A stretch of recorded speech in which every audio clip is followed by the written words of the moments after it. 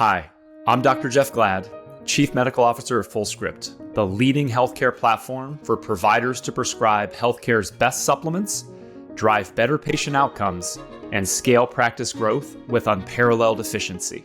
As a healthcare provider, I know that finding time to stay up to date on the latest trends and research in modern medicine can be a daunting task. That's why I'm excited to share a cutting-edge supplement course our team of medical experts worked on in collaboration with A4M and several industry experts, designed to help you navigate supplements and make more informed clinical decisions. Throughout the 16 hours of content, we'll give you the clinical context you'll need to confidently recommend supplements to your patients. The A4M Supplement Certification course is the perfect starting point or clinical update for optimizing your supplement treatment plans to ensure the best possible outcomes for your patients.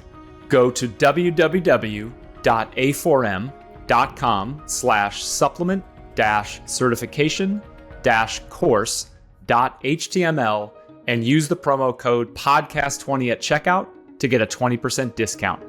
Enroll today and elevate your whole person care.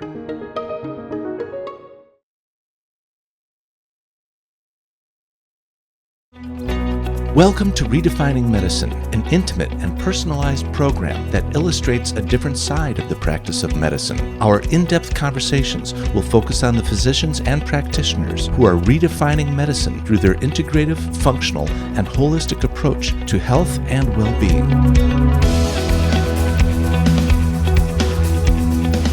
Our host for Redefining Medicine is Dr. Erica Schwartz. For more than 20 years, Dr. Erica has been at the forefront of advanced patient care, taking the best from conventional and integrative medicine and applying them to prevent disease. Dr. Erica is a distinguished A4M faculty member in disciplines ranging from hormone therapy, peptide therapy, and IV nutritional support.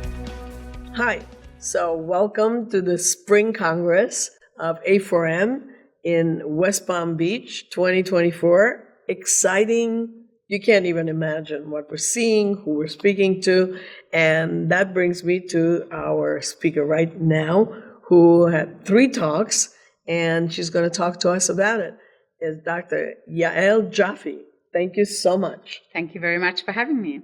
So talk to us about your talks. Okay, well, I just finished one now, so we'll start with that one. Perfect. So I work in this wonderful world of genetics, but not the genetics that makes you kind of concerned, right? I live in the world of genetics and diet and lifestyle and exposure and exercise and trauma and how genetics kind of makes us... The beautiful part. The beautiful genetics, right. So why are we different, and why we respond differently to a world around us. So today I spoke about the genetics of weight management. And the thing is, as we all know, we all experience our weight journey in a different way. Some of us are more susceptible to gain weight, find it hard to lose weight. For others, it's easier. In my first profession, I started off as a dietitian before I went into genetics, and I couldn't understand why they were telling me, like, everyone gets the same diet. If you just eat this and you exercise... Very illogical. Yes. Right? You just do this, eat this, and exercise like that, and everyone loses weight. It's not true. Of course not. So I've always had this fascination of trying to understand why are we different and why for some is it harder. So that's when I went into genetics, and today I was talking about my favorite subject, which is the genetics of weight management, trying to understand all these nuances, why our weight journey is different for each of us. Okay. Oh, you want the answer? Tell me more. Of course. What did you think you were going to get away with that? So it's interesting, traditionally, and you'll know this, everyone thinks about weight as how much energy you burn up and how much energy you store. And you've got a fast metabolism, you've got a slow metabolism. But it's so much more interesting than that. Of course. That's kind of old news. It is very old news, right? So genetics talks about things like hunger and appetite and satiety, like how full we feel. So you and I will experience hunger in a completely different way. Of course. We will experience how full we get after we're eating a meal in a different way. We will have different eating behavior, and our genes will impact whether we prefer snacking, whether we like fasting, whether we are more likely to binge on food.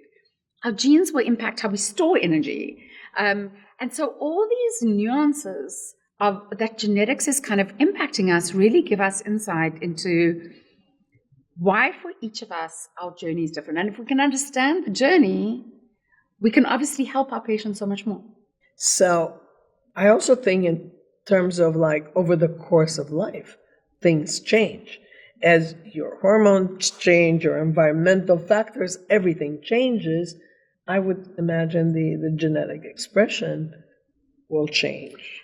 It does. So what happens is, so genetics kind of lives in two different places. The one is you can do a genetic test and you look at like your code in your genetics and it's going to give you an understanding of the things that I just mentioned. So that's what we call genetics. And then there's epigenetics, which is, but which genes are being switched on and which are being switched off? And the choices we make, and it's not just nutrition, it's not just supplements and exercise, it's connection, it's laughter, it's the weather in Seattle where I live, it's having a massage, it's acupuncture. Sure. Every single thing we do will change the way our genes switch on and off. So when we're thinking about whether it's weight or whether it's hormones, we need to think, what did you inherit that is making you different? And then how can we help you switch on or switch off the genes that are going to really optimize it? And to your point, your weight journey kind of pre-menopause is going to be very different from your weight post-menopause, right? Quite. So you want to look at the weight genes, but you also want to look at the genetics of hormones, which actually is my talk tomorrow. Tell me about that too. So tomorrow I'm speaking about how you integrate genetics into personalizing kind of a hormone program or hormone protocol. And whenever we think, one of the things that genetics has done badly is it was this kind of single-minded idea that if you want to think about detox, you only measure this gene. If you want to think about estrogen metabolism, you only look at COMT. And it's not like that, right? So when you think about hormones, we're going to look at the genetics of how your body is metabolizing hormones, but we also need to think about detoxification and histamine and gut and methylation and all these other things and see how the genes are impacting that area. So that's what I'm doing tomorrow is I'm talking about hormones, but I'm also talking about what are all the other things and all the other genetics that we need to consider when we're trying to optimize our hormones. So how do you measure it? So genetics is actually super easy, really. Like it's just a cheek swab. Mm-hmm. We take some cheek cells and we extract the DNA. And what we're trying to do is we're actually reading the language of DNA. So, like English is 26 letters, genetics is 4 letters. And we're actually just reading the DNA. And 99.9% of our code is identical. But at 0.1%, we're different from each other. And that's what we're looking at. We're looking at that 0.1% where we're different. We're reading to see whether you got the version A of the gene and I got the version B, and what that tells us about the way our body works. Fascinating. Tell me more. Let's go back to hormones. Yes. Hormones is so interesting because there's so many questions being asked, like, should I take hormones? I've got a family history of breast cancer. Should I take hormones? I'm not sleeping. Should I take hormones? And so many of the amazing physicians and doctors and nutritionists at A4M are working with hormones and always trying to answer that question, like, what is the right treatment for this particular patient? And so it's like, I'll give you an example. We have genes that determine how our blood clots. Very important genes. But and if you have what we call a spelling change or a SNP or a gene variant in those genes, it can really change how your blood clots. So you could be more susceptible to having like a deep vein thrombosis. When you're traveling and you're traveling long distances, you need to wear the long socks. So now we know that if you have those genes, that increases your chances of blood clots, and you go onto hormones, it could significantly increase your risk of what you call the deep vein thrombosis. So now, by doing a genetic test, we're not only understanding how your hormones are metabolized in your body, we're also understanding something adjacent to it, which is really important to know. Well, everything interacts with everything else, right? We're finally learning that it's not just hormones or genes or whatever. Everything works together. So that makes eminent sense, right? Exactly. So you're now kind of new to A4M. What do you think of A4M? What do you think is happening? How is the healthcare field changing? It's a great question, because I've been in this kind of world for 24 years, but only really recently A4M, and I think I never truly understood what happens here. And Meaning? what I mean is, it's an interesting blend of multidiscipline. Like so I'm meeting a cardiologist this morning, and an oncologist this afternoon, and a dietitian and a nutritionist and a health coach, and all kind of blended together with the same kind of mission. So I think that's very interesting to me. The second thing is cutting edge. Like, if I want to know what the most cutting edge things that are happening in the world of medicine, it's A4M.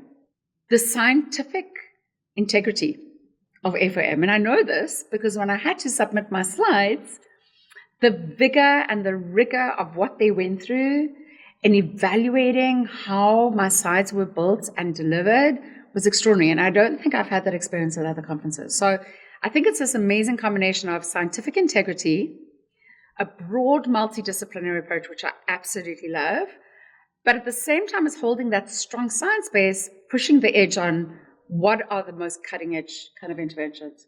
I think it's amazing. I agree with you, obviously, since I'm a firm believer that A4M's the place to be to actually move, who's moving medicine forward.